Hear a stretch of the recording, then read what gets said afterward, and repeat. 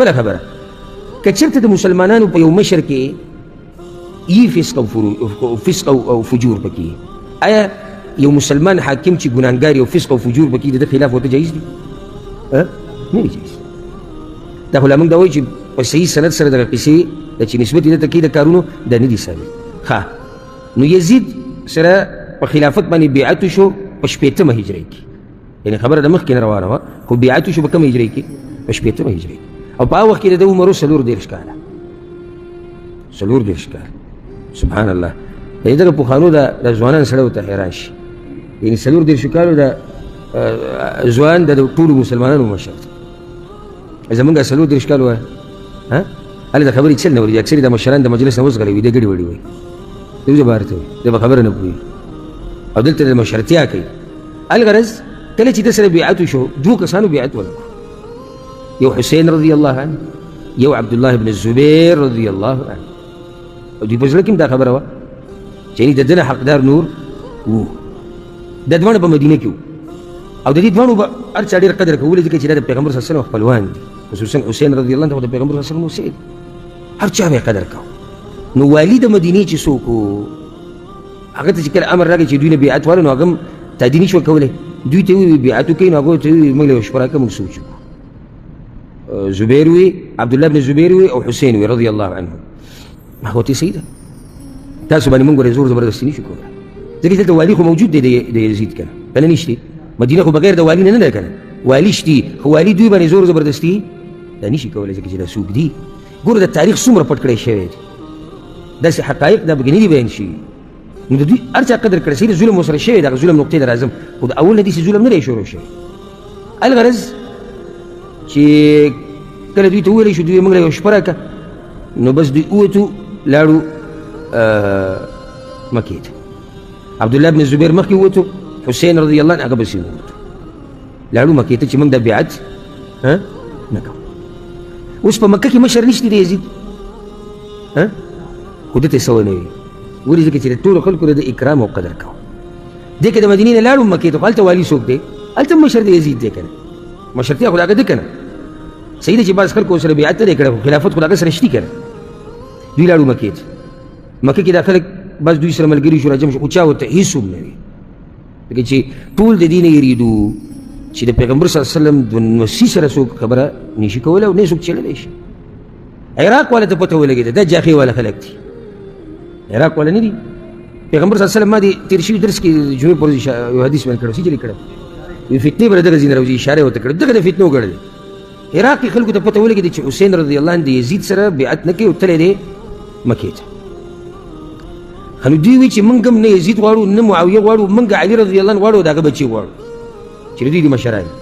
نو حسین رضی الله عنه ته خطونه شروع کړو او په خطونو کې ورته څه وي، یعنې خلاصه د خطونو څه وه چې موږ تا سره بیعت کړی دی، ولا نريد الا انت، او موږ صرف تا غواړو، وليس في عنقنا بیعة لیزید، او زموږ په غاړه کې ګوره د چا بیعت نشته او بیعت صرف ستا سره دی. دا خبرې کولې او را به شي زه به ورته یو حقیقت بیان کړم انشاءالله ښه په صحیح سند سره چې جبې قلمونه دا د دوی د حسین رضی الله عنه سره وو، یعنې ملګرتیا د هغه سره وه، او زړونه او تورې دی د هغه ظالم سره وي، کوم ظالم چې حسین رضی الله عنه شهید کړی. خو ظاهره کې دا خطونه ولېږل تر دې چې تاریخ کې راځي چې 500 نه زیات خطونه حسین رضی الله عنه ته ورسېدل. یعنې آخر مجبور شي 500 نه زیات خطونه راځي. بل داسې اندازه لګي چې یاره 500 نه زیات خطونه راځي، دا خو لوی قوم په انتظار دی، یعنې یو لویه دنیا په عراق کې انتظار کوي چې څوک راشي، حسین رضی الله عنه راشي. حسین رضی الله عنه خو د حقیقت نه خبر خو نه. الغرض حسین رضی الله عنه یو ناشنا کار وکړو چې خپل د تره زوی مسلم ابن عقیل ابن ابي طالب دی ولېږو ته لاړ شه ته د حقیقت معلوم کړه، ځکه دا خطونه را روان دي او موږ نور د قصې نه خبر نه یو، دا څه قصه ده؟ هغه وایي صحیح ده. مسلم ابن عقیل یو څو ورځې سفر وکړو، لاړ کوفې ته ورسېد، معلومات یې کول نو پته ورته ولګېده چې خلک لکه حسین رضی الله عنه غواړي. لاړ د یو کس کور ته چې هغه ته ویل کېږي هاني ابن عروه، د هغه سره دېره شو. دا ګورې تاسو د تاریخ مختصر بیان وکړو چې په یو بیان کې د پوره قصه نه کېږي، خو چې تاسو ته صرف سرسري دا قصه دا معلومه چې داسې چل شي او پوهېږي په وضع ده. هاني ابن عروه سره دې دېره شو او دا خلک را روان وو ډلې ډلې او یو او د مسلم ابن عقیل سره بیعتونه کول چې یعنې دې نایب او وکیل دی د چا؟ د حسین رضی الله. نعمان ابن بشیر ناشنا دا نعمان ابن بشیر د امیر د کوفه د یزید د طرفنا یعنی په کوفه باندې مشر نعمان ابن بشیر دی او څوک دی نو هغه ته چا وایي چې مسلم ابن عقیل دلته ستاسو منځ کې ناست دی او بیعتونه یې د حسین دپاره شروع کړي رضی الله عنه هغه ځان ړوند کړو دا حسین رضی الله عنه رالیږلی دی او د هغه د تره زوی دی یعنې خلکو د دوی ډېر قدر کوي ځکه چې دا د پیغمبر صلی الله علیه وسلم خپلوان دي اوس دی ګوره امیر دی د یزید د طرف نه ذمواري ده چې دی د کوفې د امن او د هر څه خیال وساتي خو دې ځای کې هغه ځان څه کړو بلی کوي تر دې چې بعض کسان چې د ده سره ودرې نعمان ابن بشیر سره هغوی ته دا خبر چې ورسېدو هغوی لاړو یزید پسې شام ته یزید ګوره په شام کې دی دا اوس یاد ساتي یزید په عراق کې نه دی ځکه چې د بنو امیه دارالخلافه چې د هغه کومه ده هغه شام دی معاویه ملته و دی ملته رضی الله عنه معاویه نو دی لاړ دا بعض کسان لاړو یزید پسې شام ته ورته ووایي ګوره قصه بله بله روانه دلته خو بیعتونه کېږي او نعمان ابن بشیر ګوره خبرې له اهمیت نه ورکوي یزید څه چل وکړو چې کله ورته پته ولګي چې دا قصه خو دا خو بیعتونه روان دي دا خو مسلې جوړېږي اول کار هغه دا وکړو چې نعمان ابن بشیر د مشرتیا نه لري او د هغه په ځای باندې عبیدالله ابن زیاد امیر کو د کوفې ټوله جاخه جوړه کړې دا عبیدالله ابن زیاد یاد یې ساتئ دی په اصل کې په بصره باندې مشر و د مخکې نه په کوفې ورسره م ورکړه په دواړو باندې مشر شو چې ته امیر د کوفې مې امیر ته د بصرې مې او د دې خبرې څه علاج راوباسه چې دا څه قصه روانه ده چې موږ هم پوه شو عبیدالله ابن زیاد د شپې راغی کوفې ته او د دې مخ نه کپړه تاو کړې وه صرف د سترګې ښکارېدې په خلکو باندې تېرېدو په کوفه کې د شپې سلام به یې واچو نو خلکو به ورته وعلیک السلام یا ابن بنت رسول الله په تا دې سلامتیایي ای د پیغمبر صلی الله علیه وسلم د لورې زویه خلکو دا مطلب چې حسین رضی الله عنه راورسېدو خو د شپې راغی پټ راغی نو کله چې هغه دا خبرې واورېدې چې یعنې حسین رضی الله عنه یادېږي او دا کیسې نو پته ورته ولګېده چې خبره څه ده رښتیا ده څه خو روان دي په کوفه کې لاړ خپل قصر ته کوم چې د هغه شاهي قصر و د ده سره یو مري و ازاد کړی شوی چې د هغه نوم و معقیل دې معقیل ته یې وویل ته داسې کار وکړه چې لاړ شه دغه کسانو پسې په مسلم ابن عقیل پسې ته په هغه پسې ورشه او خو ځان به ورته ښه نه داسې ورته ووایه چې زه د یو علاقې نه راغلی یم د هغه علاقې نوم حمص ته او ما ځان سره 3000 دینار هم راوړي دي د حسین رضی الله عنه د مرستې دپاره او زه ستاسو سره ولاړ یم چې ته د غزې ته ورسېږي دا قصه کوم ځای کې روانه هغه ته پوښتنه کول اقه هاني ابن عروه کور ته خلکو ورسوه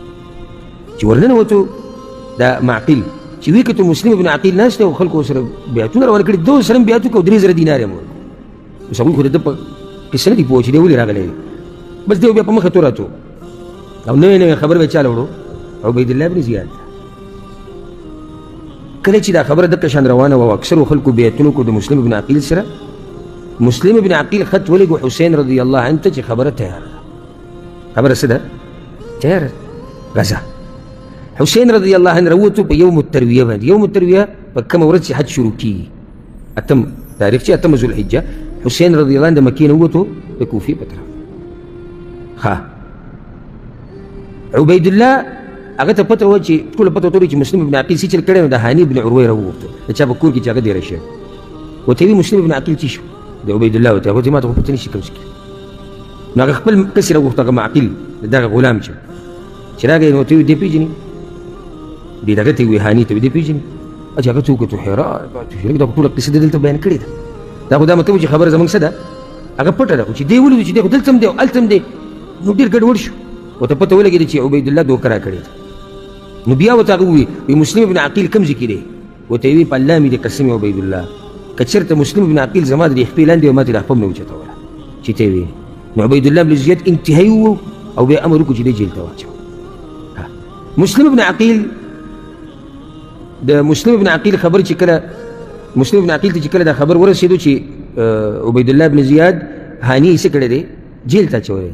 او وهلی دی 10,000 کسان یې ځان سره تیار کړو عفوا 4,000 مسلم ابن عقیل 100,000 کسان تیار کړو 4,000 دا قصه ګورئ دغه شان په تسلسل سره یاد ساتئ چې تاسو آخري نقطه بیا یادوئ 4,000 کسان یې ځان سره ملګري کړو او لاړ د عبیدالله بن زیاد قصر محاصره کو دغه چې کوم ځای د اوسېدو د هغې نه ګیر چاپېره 4,000 کسان ودرېدو په مشرتیا د چا کې مسلم ابن عقیل د کوفې والا ورسره ټول وتي وکړه نو عبیدالله ته پته ولګېده چې قصه خو یعنې دغه جنګ کوي نو مشران یې راجمع کړو مشران د کوفې چې هغه ډېر مخوري خلک وو هغوی له یې مالونه ورکړو انتهایي او ورته ویې خذلوا الناس عن مسلم ابن عقیل داسې کار وکړئ چې د دې مسلم ابن عقیل نه دا خلک لرې کړي، دی یوازې کوي. هر څه چې تاسو کولی شئ ویې کوئ، خو د ده نه